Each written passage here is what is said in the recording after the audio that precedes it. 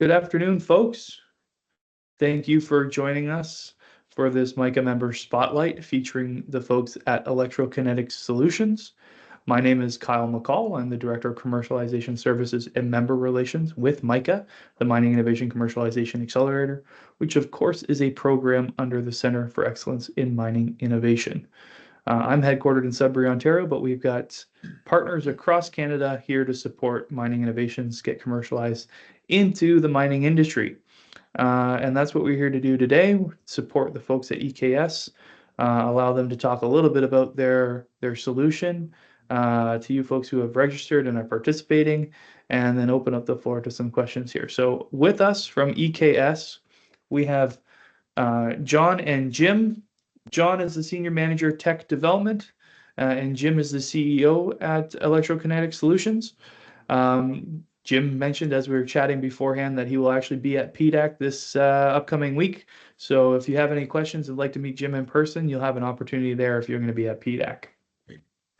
So how this is going to work, Jim and John are going to do a bit of a presentation, talk about their solution that they've developed, and then we'll open up the floor to some Q&A at the end. All right.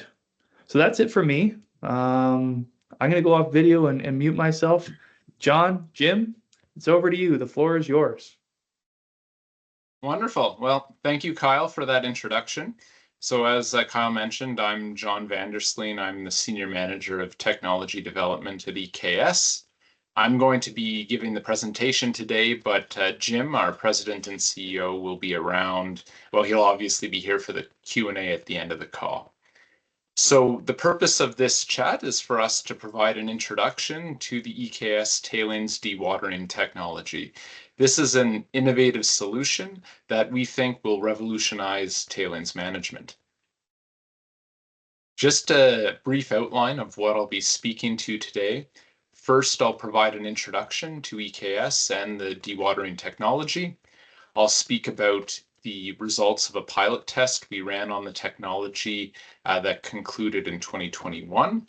I'll also describe the value proposition for our technology and the potential rate of return and net benefit that mine operators can realize from the technology. And then I'll speak a bit to the path to a commercial demonstration, which is the next and final hurdle in our technology development program. So as a brief introduction, I'm sure this is going to be very familiar to many of you on the call. Tailings are a mixture of processed water and finely ground waste rock, and there's a huge and growing tailings inventory that is a massive cost to the mine industry. So over $3 per cubic meter is spent to construct and maintain the tailings storage facilities. And this can be significantly higher for, depending on the site. In addition, tailings are a massive environmental liability to the public. The dams fail, they can result in loss of life and significant environmental and property damage. And the water that's contained in the tailings can't be reused or released until the tailings are dewatered. So EKS's vision is to dramatically reduce tailings liabilities, greatly improving the environmental performance of the mining industry. By maximizing the dewatering of existing tailings facilities, we will also enable and accelerate mine site reclamation. So now I'm going to start diving into the fundamentals of our technology. The EKS DT technology is based on electrokinetics. So at a very high level, when electrodes are placed in tailings and power is applied, an electric field is created between the positive and negative electrodes. So the positive electrodes are the anodes, the negative electrodes are the cathodes. As a result of the electric field, two electrokinetic forces cause dewatering. Electrophoresis pulls negatively charged clay particles towards the anode, and electroosmosis pulls water towards the cathodes. And both these forces contribute to dewatering and have been studied for decades.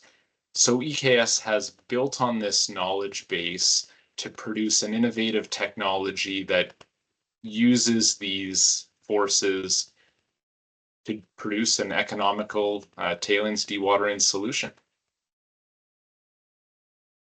This slide summarizes how EKS's technology works. Horizontal electrodes are suspended just below the tailings surface inside a TSF. And then the electrodes, powered by floating solar panels, create the electric field and the resulting dewatering. I'm now going to just play an animation. It's about 3 to 4 minutes long, and that should give you an overview of how the technology works.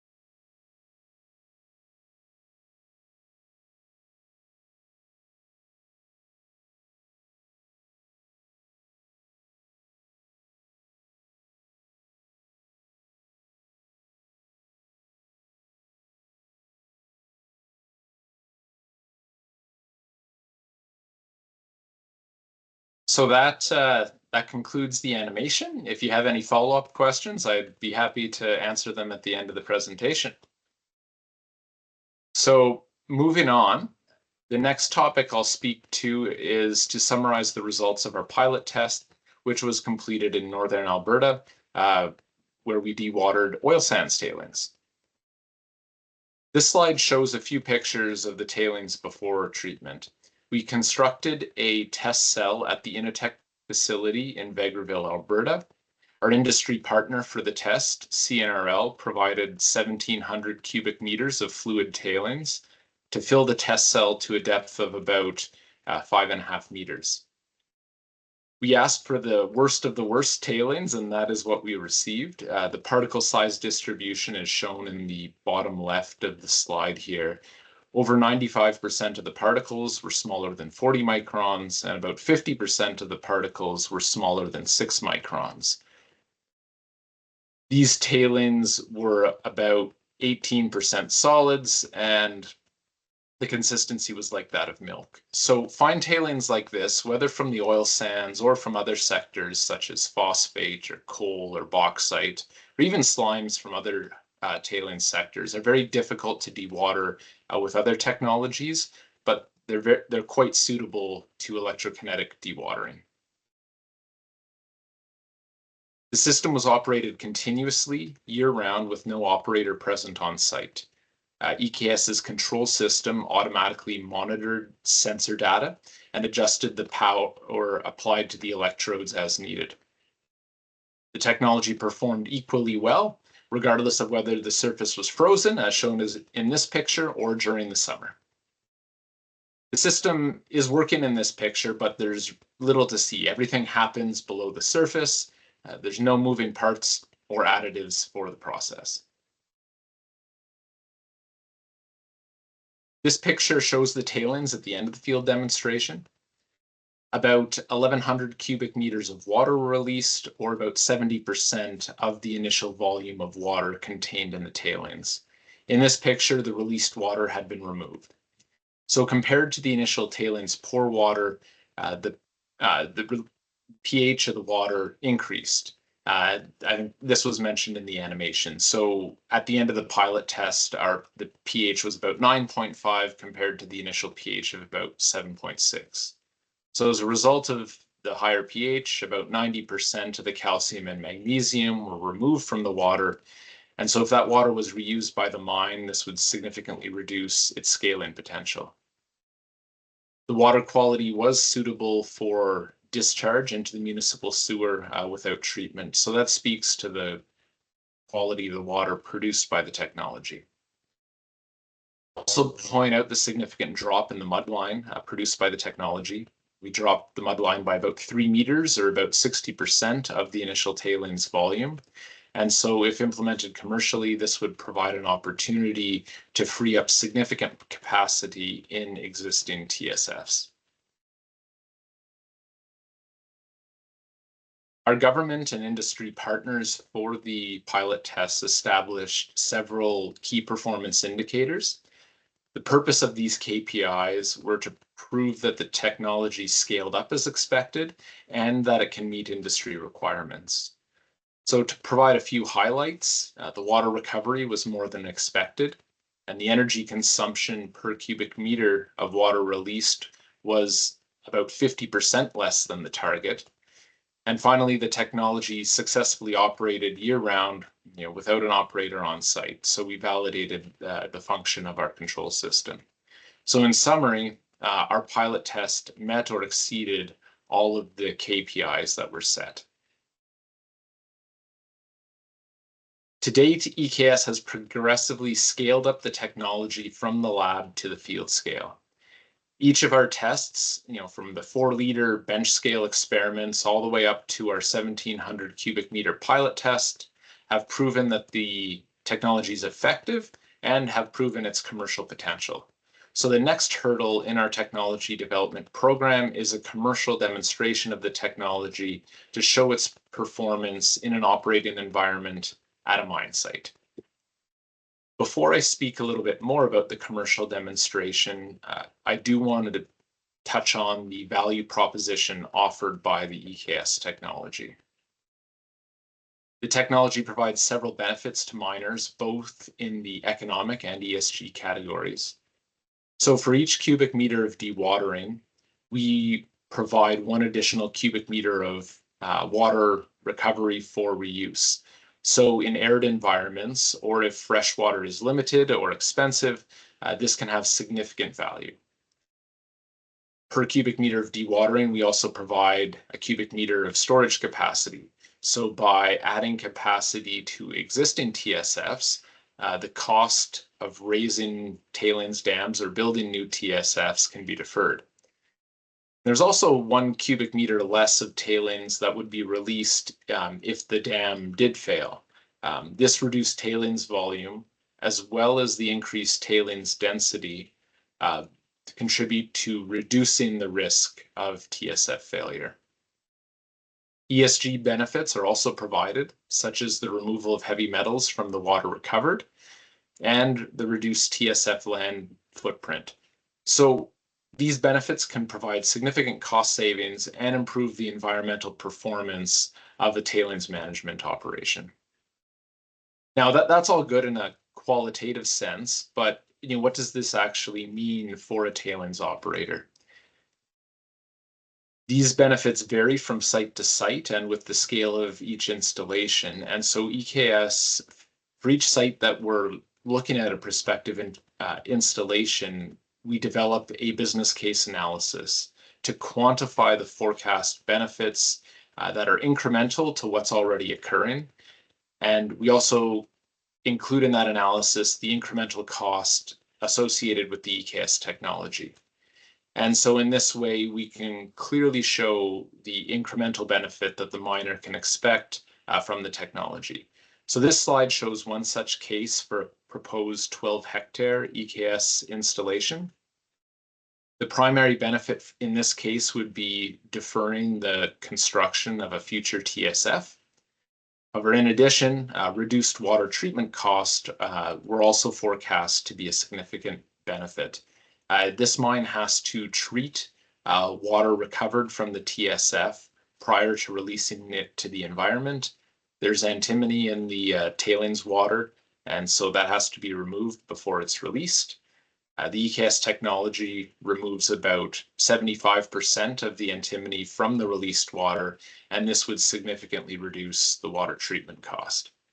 So for this installation, the forecast net benefit is on the order of about 13 million or a 36% internal rate of return. Second case study for a proposed 100-hectare EKS installation is a bit different. For this case, the objective would be to recover additional water from the TSF for reuse in the mine to offset the mine's reliance on desalinated water. So in arid environments, the cost associated with supplying desalinated water to a mine can be quite significant, depending on the distances involved. And so recovering more water from the TSF and reusing that water can be a significant savings. So for this case, the forecast net benefit is estimated to be over 150 million or a 31% rate of return. So in summary, the specific magnitude of the benefits and the specific benefits vary from site to site, but what doesn't change is that the technology can provide significant value to miners. So just a few slides ago, I mentioned that a commercial demonstration is the next phase in our technology's development, and I'll now summarize the objectives and as well as the scope for this upcoming project. A key question we often receive regarding our technology is, show me where it's operating. And so the key purpose of the commercial demonstration is to enable us to answer that question definitively and to prove the technology is effective in an operating environment. So the scope of the commercial demonstration will be to fabricate, deploy, and operate an installation that consists of 1 to 10 EKS modules at a mine site. So this slide shows an image of a single EKS module and the various components. So the project would involve, well, first defining the scale, so how many modules are to be installed, and well, implementing that on site. Each module will occupy an area on the order of about 1,200 square meters and be powered by about 5 kilowatts of solar. The electrodes would be about 4 meters apart, and the dewatering rate expected per module will be on the order of about 12 cubic meters per day. So the more modules installed, the greater the dewatering rate will be. In terms of the path forward, there's 6 key steps. First, we need to select a site. Then we need to collaborate with the site owner to define the scale of the installation, the number of modules. We also need to secure funding for the project. The project will then move into the more typical phases for a demonstration such as this. So engineering, design, fabrication, deployment, and operation. And so now I'll provide more detail on each of those phases. So the first key requirement is for us to select a site.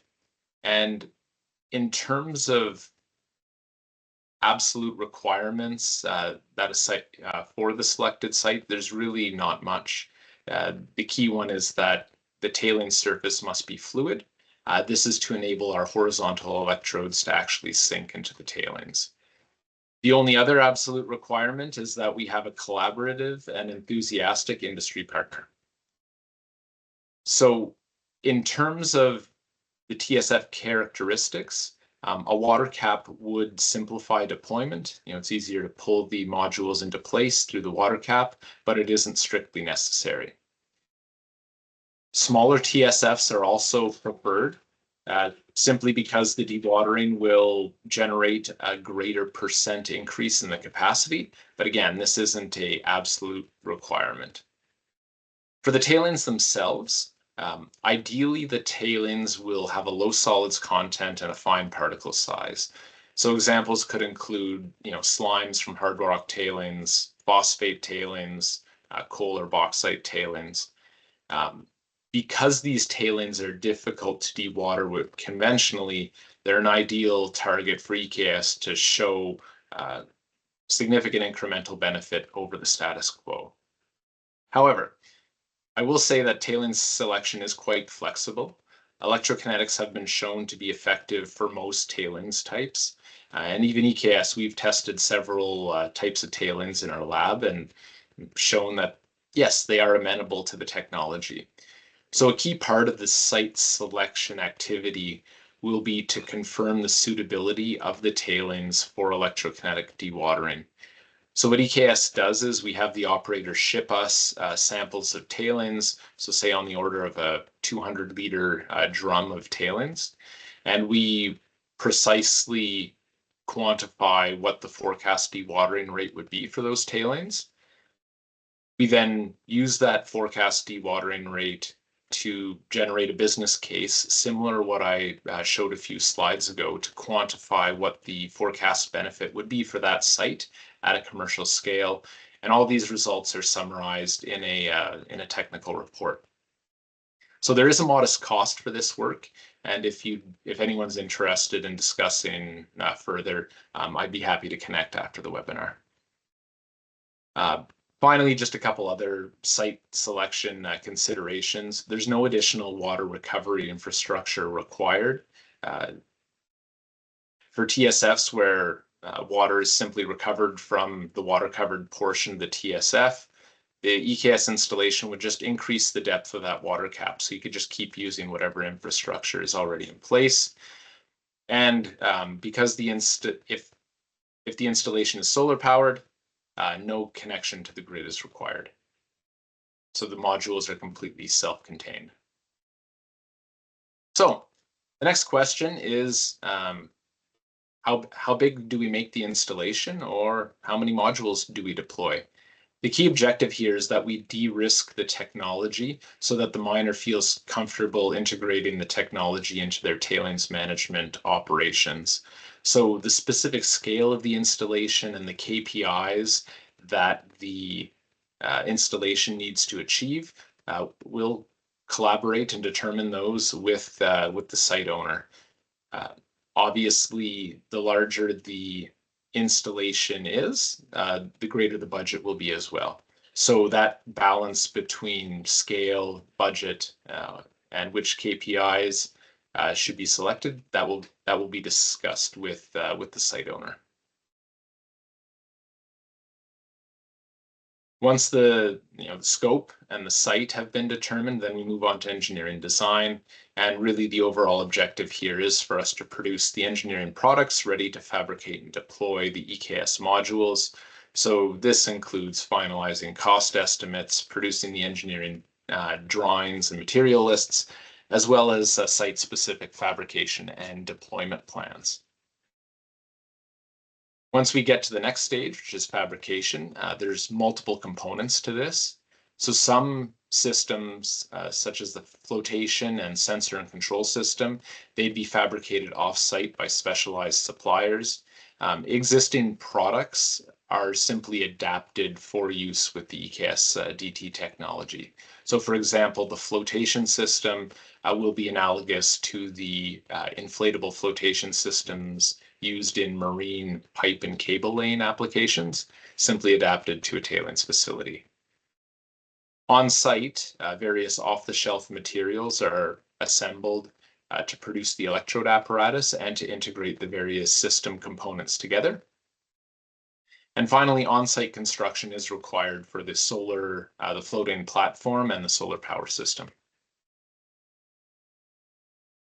Deployment of the modules is simple. The modules float on the surface of the TSF. So the floating solar panels, obviously they're at the surface, and the floats for the electrodes, they're fully inflated during deployment, so that keeps the electrodes right at the surface of the tailings. The modules are then pulled into position, either via boat or by barge, and anchored in place.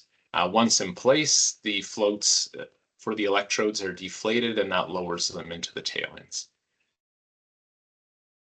Once the system's in place, we can begin operations, and the installation is operated remotely and automatically by our control system.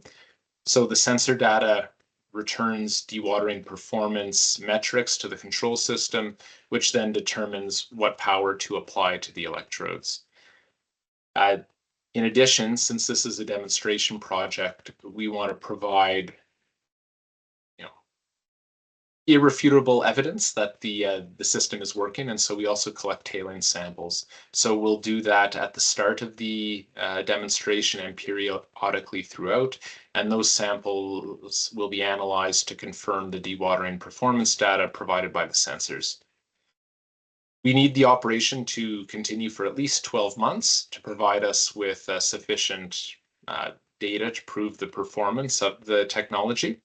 But operation can continue once that period is done. So the operator can realize continued dewatering benefits even after the demonstration is complete. So next, I'll speak a little bit about the funding required for the project. So a key requirement, is for EKS to raise sufficient funding, and we're pursuing multiple opportunities here. These include contributions from the mining industry, whether the owner of the selected site or a consortium-supported demonstration project. We're also pursuing equity financing from the investment community and grants from the Canadian government. I should say that securing private investment as well as government grants will be greatly facilitated by mining industry support. And in particular, securing a demonstration site is a required step to secure either of those funding sources.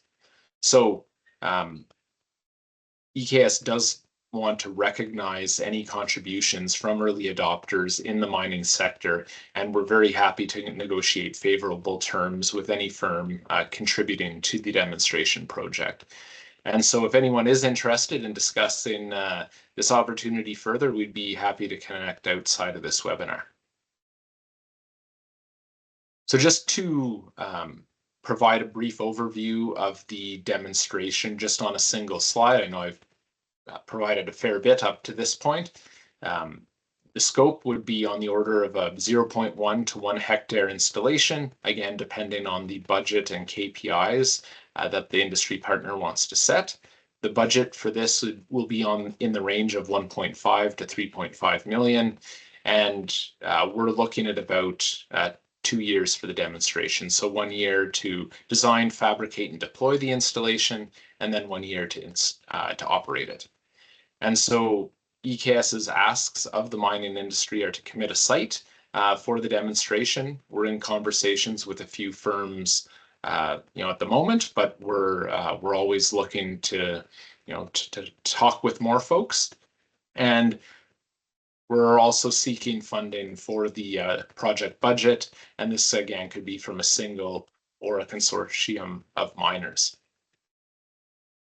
So that's really the presentation. I have, in summary, we have an innovative technology that we think can revolutionize tailings management. We can increase TSF capacity, water recovery, and reduce the TSF failure risk. We met or exceeded all of the KPIs for our pilot test project, and the final step in our development is a commercial demonstration at a mine site to show that it operates in an operating environment. And we're currently pursuing this opportunity, and we're happy to discuss with anyone else who might want to work with us on that demonstration project. So that's it for the presentation. I'll open the floor to questions now. Fantastic. Thanks, John. Appreciate it. We do have a couple already in the chat. And so folks, if you have a couple questions for John and Jim here, just feel free to put them in the chat. The first one is from Mally. Do you have an estimated timeline for the process based on the quantity and tailing size? So really it depends on it depends on the tailings volume that you want to dewater and the initial solids content and the final solids content. So I'll go back to a previous slide here where I summarized the dewatering per module. So the dewatering rate, it does depend somewhat on tailings properties, which is why we do the lab tests. But using this 12 cubic meters per day per module as a starting point, depending on your starting and target tailings densities, that could give you an idea of how long and how many modules you might want to dewater the tailings. So if 12 cubic meters of water per day, if that would dewater your tailings in a month or a year, great. If you want to speed that up, install more modules. So yeah, it really depends on the volume of tailings you want to dewater. Great. A couple more for you here. Is there interest in looking at this as part of reprocessing old tailing sites? Absolutely. So this technology can be deployed both in active and in legacy TSFs. So if you were deploying this in a legacy site, the TSF would presumably be full. We'd install our system near the surface, and we'd just dewater it from the top down. So as the dewatering occurs, the mud line would drop, the electrodes would sink deeper into the tailings would consolidate, and at the end of the dewatering, we'd adjust the power signature to produce that solid cap on the surface of the tailings, which is generally viewed as being helpful for reclamation. Great. This one from Peter Clement. Have you already done work with clients that use the data from your solution to feed into sustainability reporting?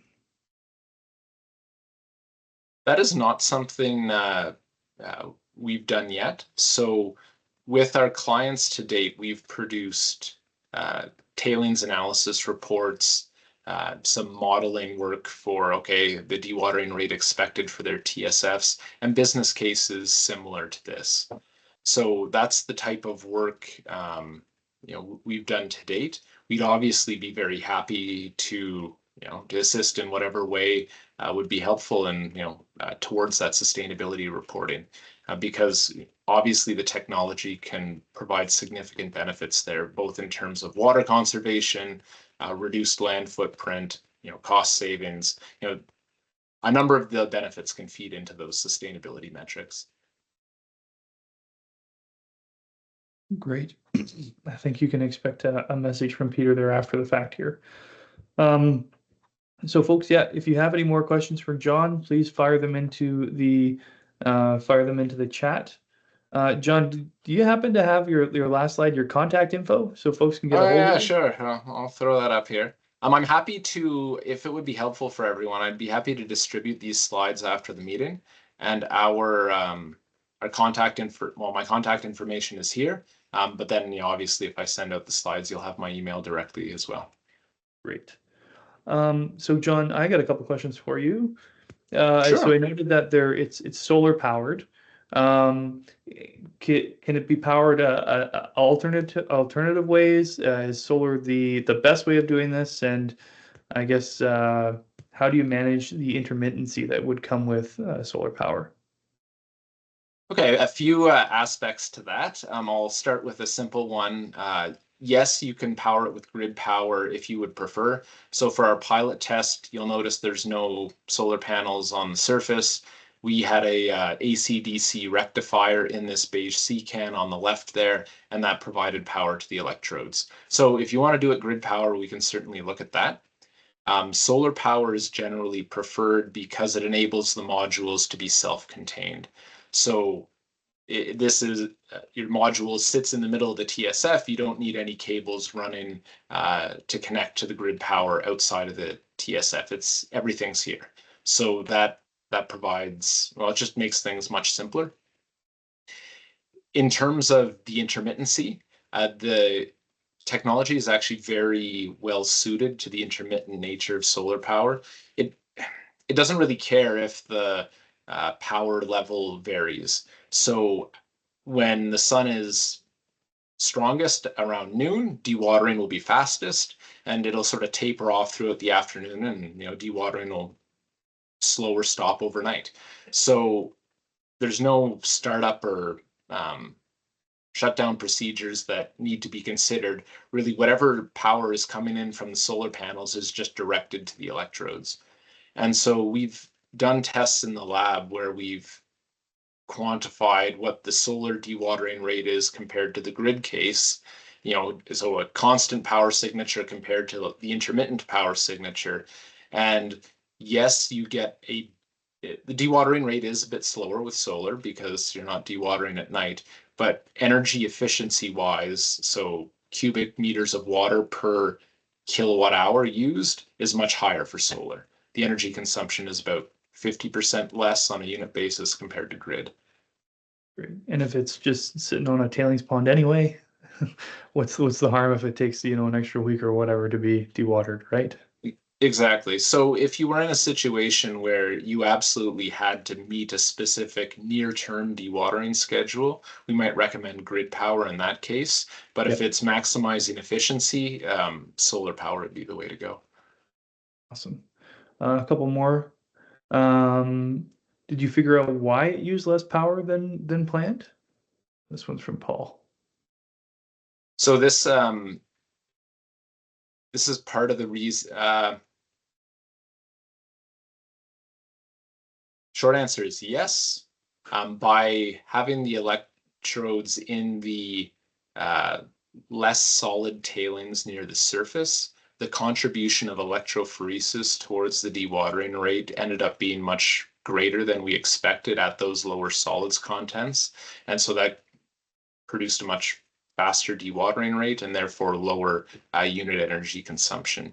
Also, through our lab tests, we optimize the power signature we apply to the electrodes. So even if it's grid power, it's not a constant voltage. We vary the voltage up and down. And this has been shown in the literature to increase dewatering rate and decrease energy consumption. And so our lab work optimized that power signature. We applied it to the field partway through the test, and that also contributed to reducing our energy use. Great. One more here from Paul. Have you done testing with salt tailings, example from potash operations? Will it work? And if so, how well? Well, we haven't tested potash tailings in the past. We have, well, I'm not aware of studies on potash tailings, so this would be an example where we'd be happy to test the tailings in our labs and confirm their suitability. That said, a whole host of tailings with various electrical conductivities have been tested. So my expectation is that it would be suitable, but I'd have to delve into the specifics and run some tests to be sure. Great. One more here. Where's your company based out of? So we are an Ontario-based company, but right now we're a startup and we're virtual. So Jim is located in Ontario near Toronto, and I'm actually located in Calgary, Alberta. So our lab is located in Guelph. So any tailing samples would be analyzed in Ontario. Great. And I guess one more from my side of things for those, potential operators who are looking at installing something like this. You mentioned it was, I would say, kind of a set it and forget it almost, where there was no operator involved. So what does it look like to operate one of these? What kind of manpower are we talking about? And what's the kind of check-in schedule, if you will, for something like this that would be installed? Well, really, there really isn't any operator involvement required. Like you're sort of talking on the order of, maybe annual check-ins to make sure that the control system and the electronics on the floating platform are working as intended, and that the floats are working as intended. But really, the control system is going to provide the performance data to EKS, and we provide that to the operator as, say, via a dashboard. And so you're always going to be able to see what the installation is doing. And really, it's just, any maintenance that may be required for the electronics on the platform. That's the only reason you'd go out to it. And those specific, we're expecting that would be very infrequent, like maybe annually. But that would be a detail that'd be confirmed during the engineering phase. Awesome. Appreciate that, John. We're almost at 1:45 p.m. Eastern time here, because I know it's a little different for you where you're at. So last chance, folks. Any last questions for John regarding the technology that they've developed here at EKS? And if you think of any questions after the fact, please forward them on. We'd be happy to have a follow-up call or answer them via email. Yeah. So John, can you just put your email back up on the last little bit here? Yeah, sure. Great. And for those who have tuned in, once again, thank you for taking your lunch hour to join us and learn a little bit more about EKS. The presentation will be made available through MICA on our YouTube channel. And as John mentioned, he's available for follow-up in his inbox. So don't be shy if you've got questions. Great. Well, thank you, everyone. Thank you, John. Thank you, everyone, for your time. We greatly appreciate it, and we're always excited to share information about our technology. Fantastic. Appreciate your time, John, Jim, for putting this together and enlightening us on what EKS is all about. So let's see where this goes. We're happy to also say, MICA is a supporter of EKS. They have a funded project with us, and we're quite keen on the solution that they're developing. So looking forward to see what comes next. Thanks, John. Thanks, Jim. And thank you, Kyle. We'll see you guys later. Take care. Enjoy the rest of your day, everyone.